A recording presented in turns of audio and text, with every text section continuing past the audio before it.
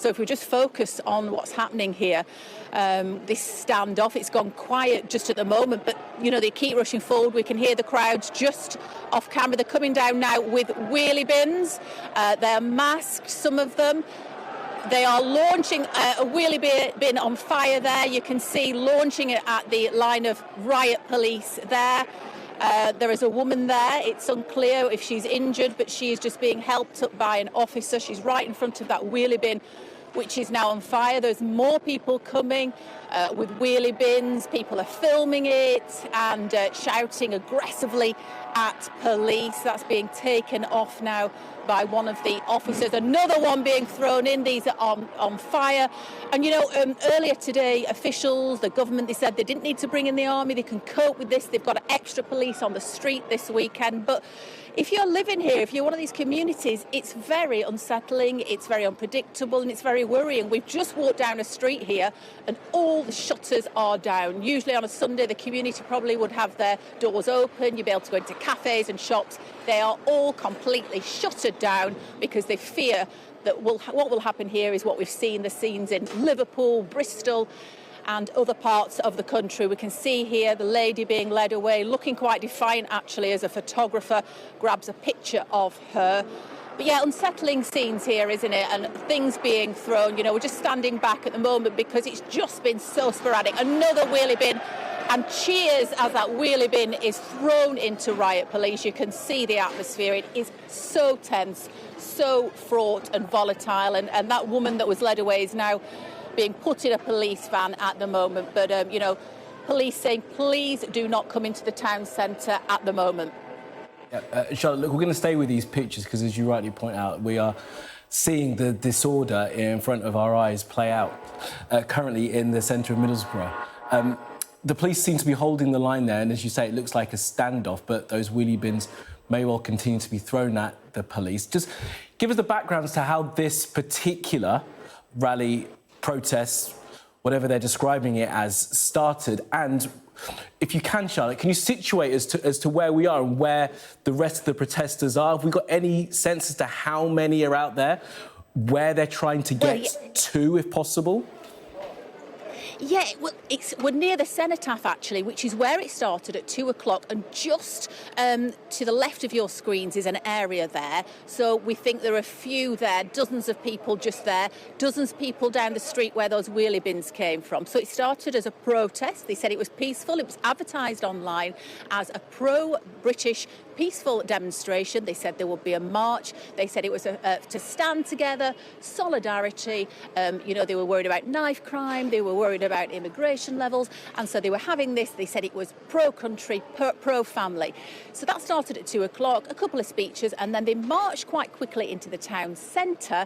And on the way down, this is where we saw the scuffles. We saw the police van attacked. We saw somebody arrested and bundled into the back of a van.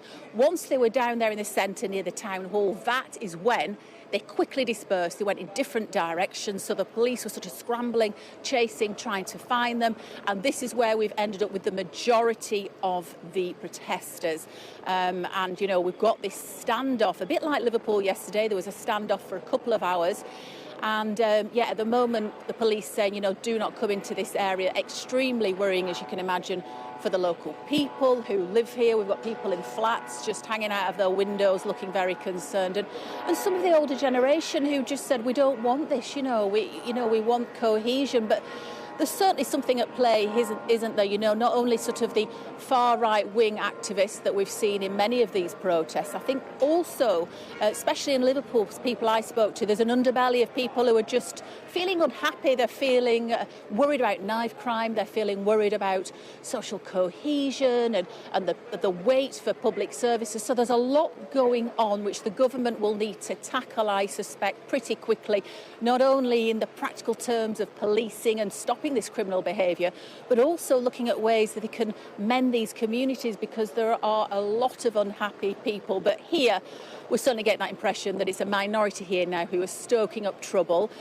No more wheelie bins at the moment, but, you know, there are people masked, as you can see, standing there in front of the riot police, in front of the shields, looking for trouble. and biding their time, it looks like. But yes, strong number you can't quite see in vision at the moment down the side streets and just in front of the cenotaph. Yeah, just looking at this, what I think is the flyer that was put out, as you rightly describe it, Charlotte, that's what they put on there, pro-British. It says, bring flags, friends and passion. And then use the word never surrender. I'm not quite sure what throwing wheelie bins at police has to do with that. And while you've been in the town centre, Charlotte, have you heard any of the protesters? Have they been willing to speak to the media, to journalists, and sort of give voice to why they've decided to take to the streets today and why they've decided to, get themselves into this standoff? Well, it's a bit like Liverpool yesterday, a very similar sort of sentiment. They think there's a two-tier policing system. They think they've been ignored, neglected for too many years. They're wondering, where they see it as a rise in knife crime.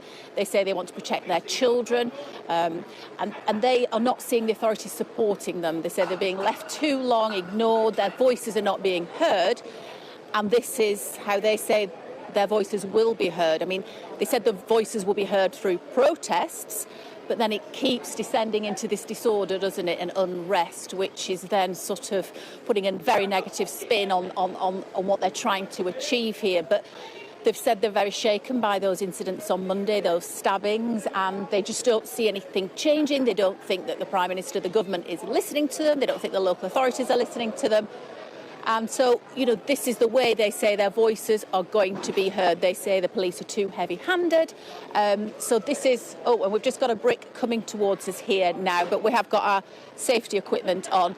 But yeah, so the bricks are starting again. But yeah, that seems to be the sentiment of people, that they are not being listened to, that society is not what it should be, and there is this two-tier system, and they feel like they are forgotten and being neglected.